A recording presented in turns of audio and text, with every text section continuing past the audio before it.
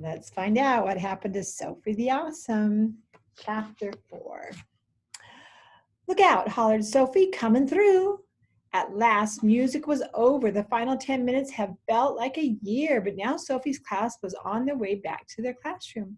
And Sophie was on her way to awesomeness. She was sure of it. She grabbed the stairway banister and swung herself down to the landing. Ouch, somebody yelped. Oh, sorry, said Sophie. She hadn't meant to land on Sophie A's foot, but had Sophie A seen how far she had jumped? Did you see how far he jumped? Sophie asked her. No, Sophie A said. I did, and that was nothing, said Toby, trotting down the stairs behind them. He grabbed the same banister and leapt over the landing. Check that out, he said. Then he ran back up the stairs and did it again. Sophie gave him an I'll show you face, and she ran back up as well. Hey guys, you better stop that, Grace said. She was the class's caboose that week. That meant she walked to the end of the line wherever the class went. You know you're not supposed to goof around on the stairs. Yeah, added Mindy, who was not the caboose. Sophie thought that meant she should really keep her mouth shut, but she never did. Cut it out or I'll tell Miss Moffley when we get back to room, Mindy said. Me too, said Lily. Here's a picture. I'm playing on the stairs. Let's see, sorry.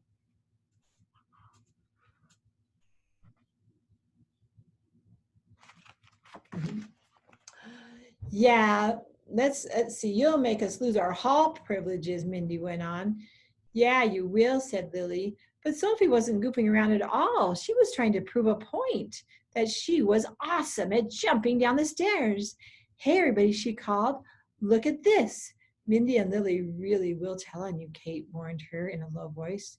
You know they will, but Sophie didn't care. She backed up the second time, and then a third, and then a fourth step. She waited for a minute until everybody's eyes was on her. Then she jumped. Ta-da! Toby followed her. Ta-da, shamada. Anybody can do that, he said. Oh, yeah, thought Sophie. She ran back up to the fifth stair, but Toby was already there. Ay, caramba, he hollered, leaping. He landed and grinned. 5 steps, new school record. Beat that, Sophie, he said. Guys, Grace groaned, let's go now. But Sophie wasn't ready to go. She ran up to the 6th step. What are you doing? Kate asked. Sophie held out her arms.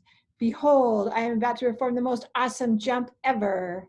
Are you crazy? Said Kate. You can't jump 6 steps. You're going to break your neck. You're going to be in big trouble, said Mindy. But Sophie just grinned. I can do it, she said. Then she made the big mistake of looking down. What was she thinking? 6 steps was way too much. But Sophie could never, ever say she was awesome. If she gave up now, she closed her eyes. Wait, what was she thinking? She had to look. She opened her eyes and jumped. The good news was that Sophie landed on her feet, but the bad news was that she also landed on her bottom. Ouch. Dumb, slippery new shoes. Boy, that hurt a lot. Sophie wanted to cry, but she didn't. But it was hard not to, and especially when she looked up at Kate.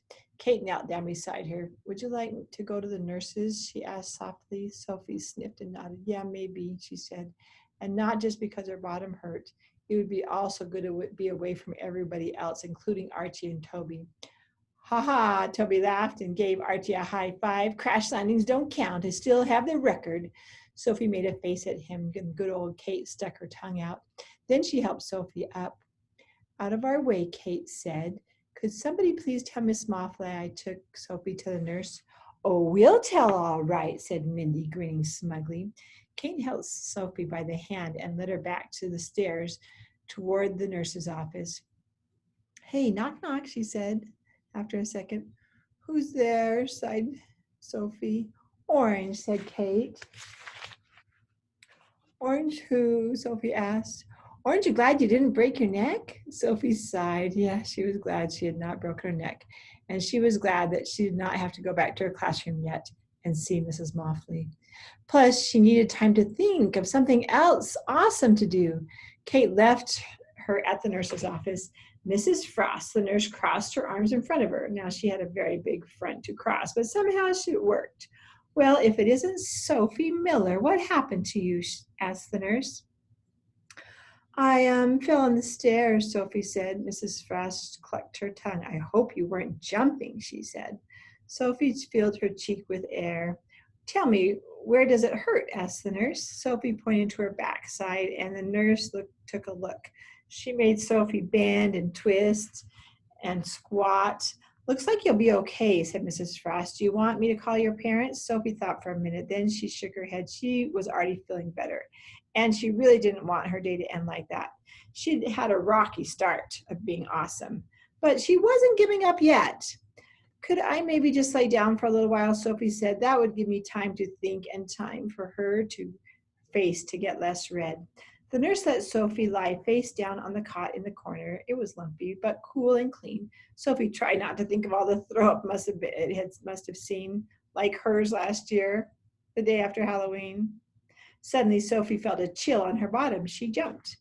Ice pack, explained the nurse. Now be still. Do you need another one? No thanks, Sophie answered. One was plenty cold enough. She lay there for a few minutes and tried to think of more ways to be awesome. But it was kind of hard with a freezing cold ice pack on her bottom. Sophie looked up at the big white clock on the wall. 12 o'clock. Her stomach rumbled. Mrs. Frost, she said. Yes, answered the nurse. Did you change your mind about that second ice pack? No, Sophie said. I was just thinking that I feel better. Can I go to lunch now? Very well, said the nurse. She took back the ice pack and helped Sophie to her feet. So what lesson did you learn today, Sophie? She asked. Sophie rubbed the back of her pants. I guess I learned my bottom is not that tough, she said. That's the end of chapter 4. Are you using your mind to make pictures about what was happening? Did you think about that? It was probably pretty embarrassing, wasn't it? Yeah, that would be very embarrassing to fall on your bottom with everybody watching. So in today's story, right? Let me go grab a paper, but I'll keep talking. In today's story, right? I want you to write about sometime when you were embarrassed. It's hard to write about, huh? So you could just start it with saying, I was embarrassed when. Now, embarrassed is a pretty big word, so let me write that for you. Uh-oh, my pencil's gone. Let's see. Here we go. I'll just do it with a pen. All right. We're going to start with I. We'll always use a capital I when we start a sentence and when we talk about ourselves, because we're important. I was, W-A-S, trick word, was embarrassed. Kind of sound it out. Embarrassed.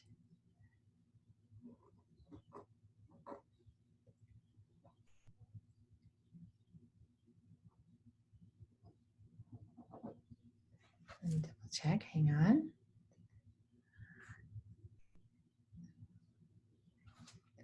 When